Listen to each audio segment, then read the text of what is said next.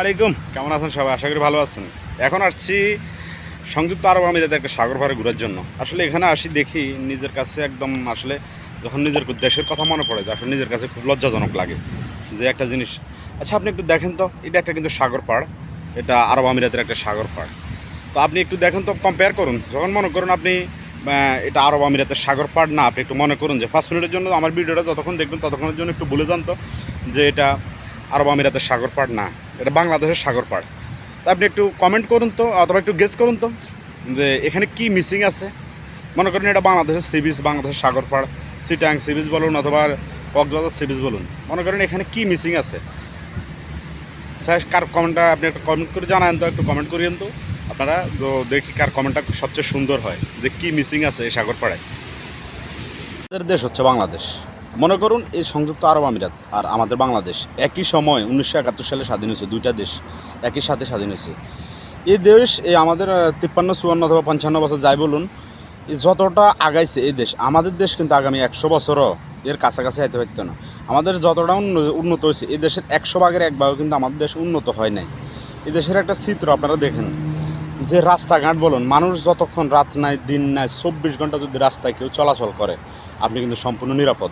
এই আরব আমিরাতের জন্য আপনি নিরাপদ। আমাদের দেশে আপনি দিনে আপনি যদি দেখা গেছে আপনি আপনার ওয়াইফ নিয়ে অথবা কারোর সাথে কোথাও ঘুরতে বেরোন, আপনাকে আমরা দেখি আমাদের দেশে অনেক সময় আমরা ফেসবুক, ইউটিউবে এই সমস্ত ভিডিওগুলো দেখে থাকি যে আমরা অনেক হ্যারাসমেন্ট হই। আমাদের দেশের নিজস্ব দেশের মানুষ দ্বারা আমরা অনেক হ্যারাসমেন্ট হই। আমাদের নিরাপত্তা নাই আমাদের দেশে ঘোরার জন্য, আমাদের নিজের দেশে নিজের মাতৃভূমিতে ঘুরতে আমাদের কোনো নিরাপত্তা নেই। আর এই দেশটায় এমন একটা দেশ, আপনি রাত নাই দিন নাই।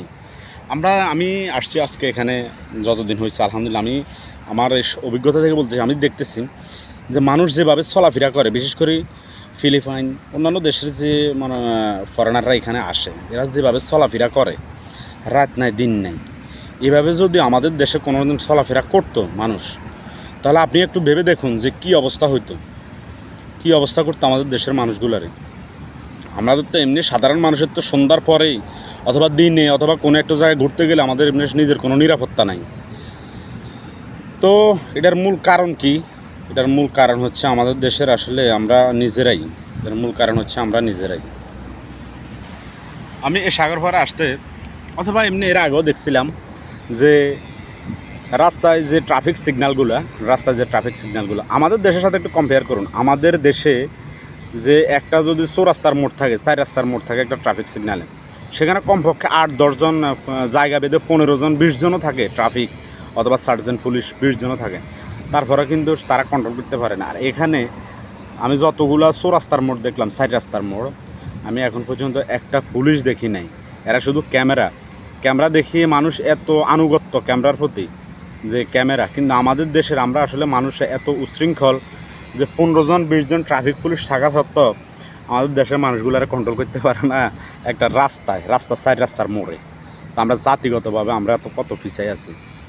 আমরা এই যে আরব আমিরাত বলেন অথবা অন্যান্য আরব গালফ কান্ট্রিগুলো বলেন, ওদের কাছে পৌঁছাইতে আমাদের ম্যাক্সিমাম আরও 100 বছরের বেশি সময় লাগে যাবে। আদৌ আমরা পারবো কিনা সেটা জানি না। এটা আসলে আমাদের মাইন্ডের সমস্যা, আমরা নিজেদের সমস্যা নিজেরাই। আমরা অন্য কারোর দোষ দিই না, আমরা নিজেদের সমস্যা আমরা নিজেরাই।